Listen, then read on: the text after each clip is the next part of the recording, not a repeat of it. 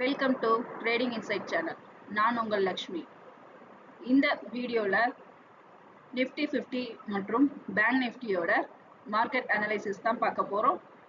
Resistant and support லெவலை use பண்ணி எப்படி சக்ஸஸ்ஃபுல்லாக ட்ரேட் பண்ணலாம் அப்படிங்கிறத தான் இந்த வீடியோவில் டீட்டெயிலாக பார்க்க போகிறோம். பிகினர் லெவல்லேருந்து ப்ரோ லெவல் வரைக்கும் இந்த சப்போர்ட் அண்ட் ரெசிஸ்டன்ட் லெவல் ரொம்ப யூஸ்ஃபுல்லாக இருக்குது. இதை எப்படி கால்குலேட் பண்ணலாம், சார்ட் பேட்டர்னை வச்சு ரெசிஸ்டன்ட் அண்ட் சப்போர்ட் லெவலை எப்படி நம்ம கால்குலேட் பண்ணலாம் அப்படிங்கிறது தான் இந்த வீடியோவில் டீட்டெயில்டாக பார்க்க போகிறோம். தொடர்ந்து வீடியோவை பாருங்கள், லைக் பண்ணுங்கள், ஷேர் பண்ணுங்கள், சப்ஸ்கிரைப் பண்ணுங்கள்.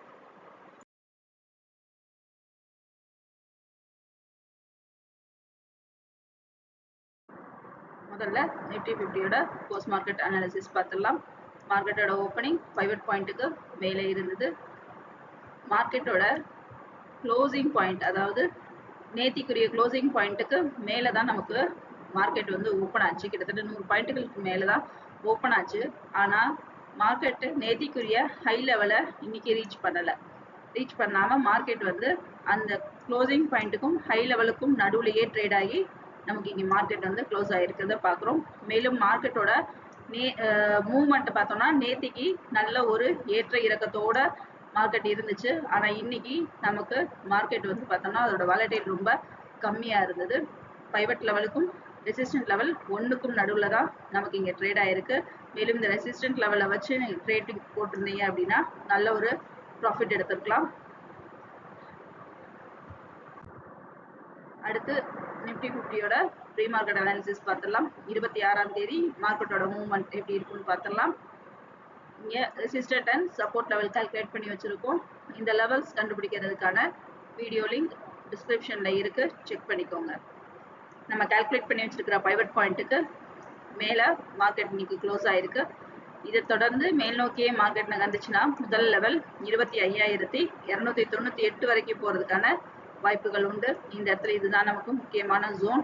இந்த ஜோனை எக்ஸிட் பண்ணிச்சு அப்படின்னா அடுத்த கட்டம் 23,352 வரைக்கும் போகிறதுக்கு அதிக வாய்ப்புகள் உண்டு. இந்த ஜோனையும் எக்ஸிட் பண்ணிச்சுன்னா 25,439 வரைக்கும் போகிறதுக்கான வாய்ப்புகள் அதிகம் உண்டு. மார்க்கெட்டில் அடுத்து நமக்கு கீழ் நோக்கி மார்க்கெட் நகர்ந்துச்சுன்னா 25,157 வரைக்கும் போகிறதுக்கு அதிக வாய்ப்புகள் உண்டு. இங்கே நம்ம இந்த லெவலை ஜோனாக எடுத்துக்கலாம். இந்த ஜோனை எக்ஸிட் பண்ணிச்சு அப்படின்னா அடுத்த கட்டம் 25,070 வரைக்கும் போகிறதுக்கு அதிக வாய்ப்புகள் உண்டு. இந்த ஜோனையும் அடைஞ்சிருச்சுன்னா அடுத்து நமக்கு மார்க்கெட் 25,016 வரைக்கும் போகிறதுக்கு அதிகபட்ச வாய்ப்புகள் உண்டு. அடுத்து 1 hour டைம் ஃப்ரேம் சார்ட்டில் அனலைஸ் பார்த்தலாம்.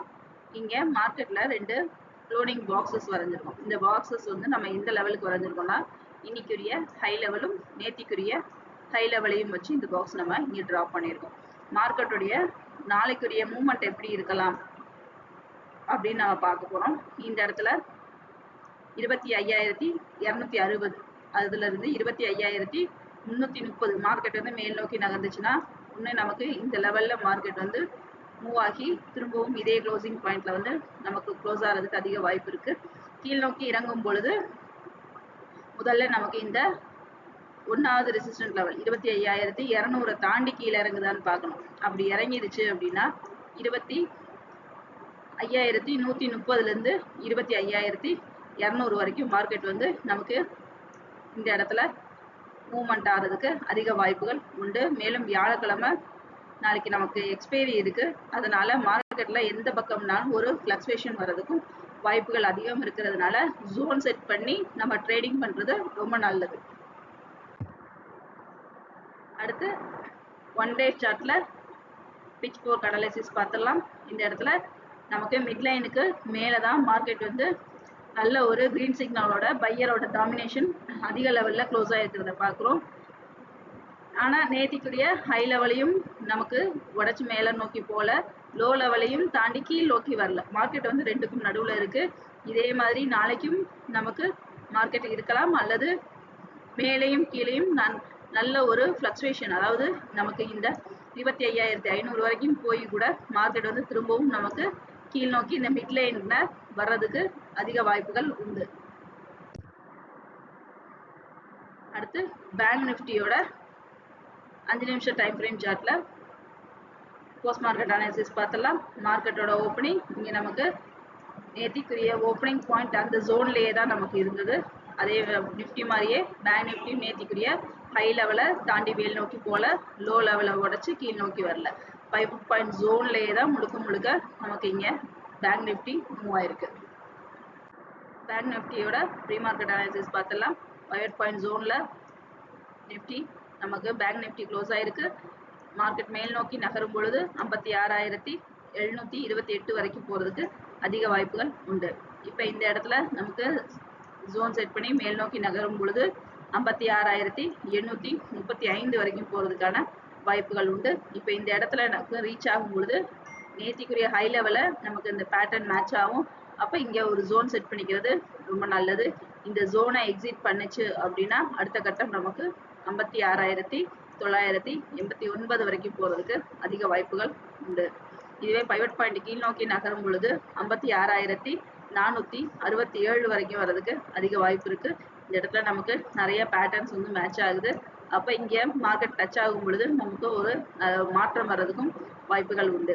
அதையும் தாண்டி கீழ் நோக்கி நகர்ந்துச்சுன்னா 56,313 வரைக்கும் போகிறதுக்கு அதிக வாய்ப்புகள் உண்டு. இந்த இடத்துல நமக்கு இங்கே இந்த ஜோன் இருக்கு. மேலும் இந்த இடத்துலையும் நமக்கு ஒரு பேட்டர்ன் மேட்ச் ஆகுது. இதை தாண்டி இந்த ஜோனுக்கு வரும்பொழுதும் நமக்கு மாற்றம் வர்றதுக்கு வாய்ப்பு இருக்கு. அப்போ இந்த இடங்கள் எல்லாம் கண்டிப்பாக நம்ம ஜோன் செட் பண்ணிக்கணும். இந்த ஜோனையும் எக்ஸிட் பண்ணும் பொழுது 56,206 வரைக்கும் போகிறதுக்கு அதிக வாய்ப்புகள் உண்டு. அடுத்து 1 hour டைம் ஃப்ரேம் சார்ட்ல அனலைஸ் பார்த்தலாம். இப்போ இந்த இடத்துல நம்ம பார்த்தோம்னா மார்க்கெட் வந்து மேல் நோக்கி நகர்ந்துகிட்டு இருந்தது.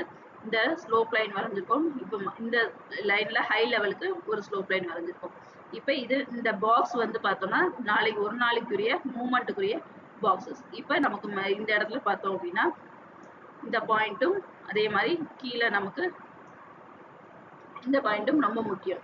இது என்ன, இது 56,500. இங்க வந்து நமக்கு பார்க்கும் பொழுது 56,850 கிட்ட நமக்கு வந்து வரும்.